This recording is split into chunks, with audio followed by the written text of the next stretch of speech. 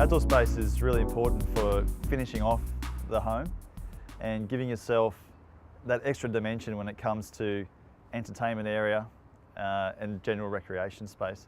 Outdoor space in a home is really important because it's an extension of the living area, particularly in Australia where you want to bring the outdoors in. So opening it up like we have done here is a really great idea. One of the main things I think is to create a sense of place in your garden.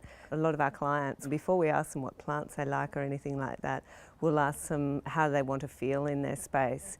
So an outdoor space creates a feeling for you and your family. It can be a relaxing space, a play space, even a functional space, and also often, nowadays especially, people are incorporating edible elements into their gardens. Consider segmenting the area into usable functional areas. So maybe one area is going to be a dining space, the other area is sitting room, maybe outdoor kitchen, barbecue area. Dividing space by function or use is a good place to start. The fun part of designing a garden can be the planning. So it's really fun to step out, even if it's not completely to scale, it always helps if it is, but step out your garden and then draw that space onto a piece of paper and get your children involved, get your family involved and work out exactly what the spaces are. Look at the aspect, look at the light in your garden, look at how the drainage goes. There are lots of things that you need to consider before you go out shopping to get your plants and your materials. This rooftop is a success because it's a destination. You want to make the trip to come up and be here. There's seating for entertainment, we've got a barbecue area in the corner.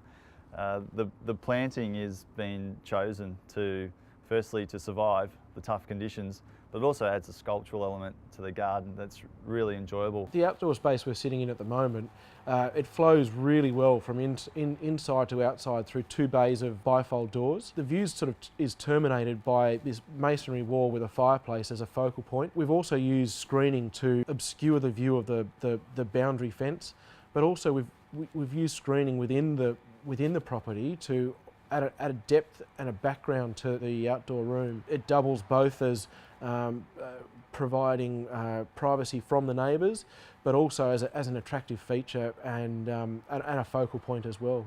This space really works because all the areas are defined.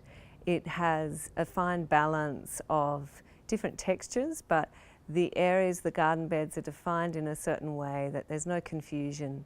There is certain paths that you walk on and walk through, but the garden beds are quite simple. There's the layers of planting with different textures, and then there's the big feature urns and pots with herbs and various planting.